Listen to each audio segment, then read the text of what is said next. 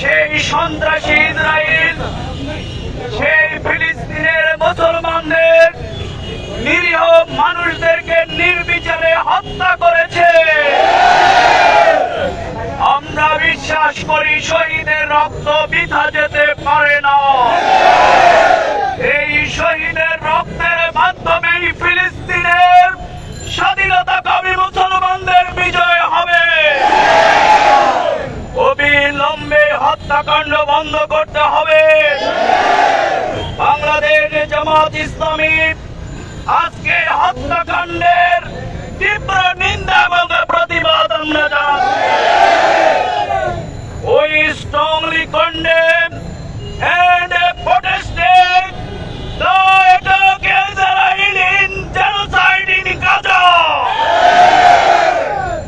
ইসরায়েলকে এই হিউম্যানিয়ন অ্যাটাক অবশ্যই বন্ধ করতে হবে।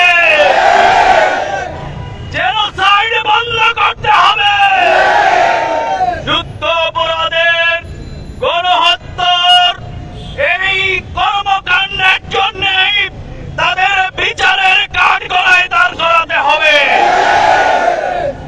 সংগ্রামী দেশবাসী, তাই আমরা বলবো হত্যা করে নির্যাতন চালিয়ে আদর্শকে দমন করা যাবে না। এই জন্যই বিশ্ব মুসলিমকে দেশকে আজকে ঐক্যবদ্ধ হতে হবে। জাতীয় সংঘকে আজকে এর প্রতিরোধে কর্মকাণ্ড গ্রহণ করতে হবে।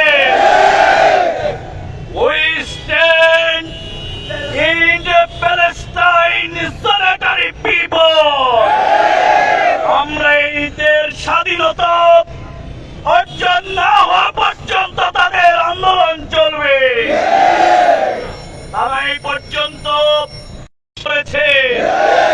জাতীয় সংঘ আইন, ইন্টারন্যাশনাল কমিউনিটি সবাই জানে যুদ্ধের সময়ও কিন্তু হাসপাতালে হামলা হয় না, কিন্তু ইসরায়েল আজকে নির্বিচারে হসপিটালে হামলা করছে, মসজিদ, গির্জা, স্কুল সব জায়গায় হামলা করছে।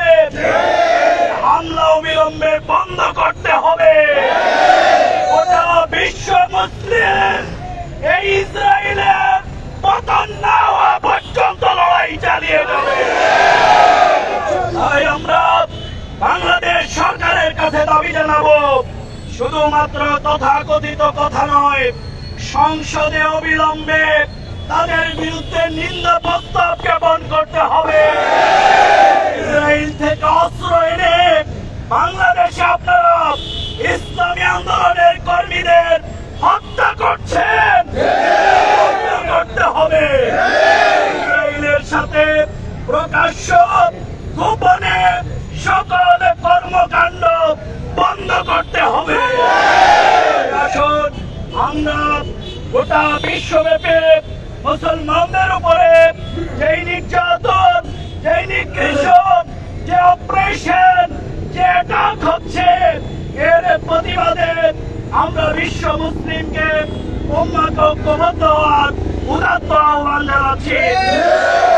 আমরা দাবি করছি বাংলাদেশও আজকে কিন্তু একটি গাজায় পরিণত হয়েছে। এখানে ভোটের অধিকার নেই, ভাতের অধিকার নেই, মানবাধিকার নেই। এখানে গুম, খুন, হত্যা, নির্যাতন প্রতিনিয়ত চলছে। বন্ধ করতে হবে। বাংলাদেশকে যারা ফিলিস্তিন বানাতে চায়, এখানে রক্তাক্ত করে ইসলামকে দমন করতে চায়, এটি অবশ্যই বন্ধ করতে হবে। এই সকল রাজবন্দী আলেম ওলামা নেতৃবৃন্দের আমরা মুক্তি দাবি করছি। আমরা মনে করি গোটা পৃথিবীতে আল্লাহর আইন, রাসূলের সুন্নাত কায়েম না হওয়া পর্যন্ত কখনো শান্তি আসতে পারে না। ফিলিস্তিনের ভাই বোনেরা, নিরীহ শিশুরা যেইভাবে শাহাদাতের নজরানা পেশ করছে, আসুন সেই তামান্নাকে ধারণ করে বাংলাদেশ সব বিশ্বব্যাপী ইসলাম প্রতিষ্ঠার এই আন্দোলনে ঐক্যবদ্ধ হওয়ার জন্য আগামী দিনে এই সন্ত্রাসী ইসরায়েলি রাষ্ট্রের সকল কর্মকাণ্ডের বিরুদ্ধে ঐক্যবদ্ধ ভূমিকা পালনের জন্য আমরা বাংলাদেশ সহ বিশ্ববাসীকে আমরা উদাত্ত আহ্বান জানাচ্ছি।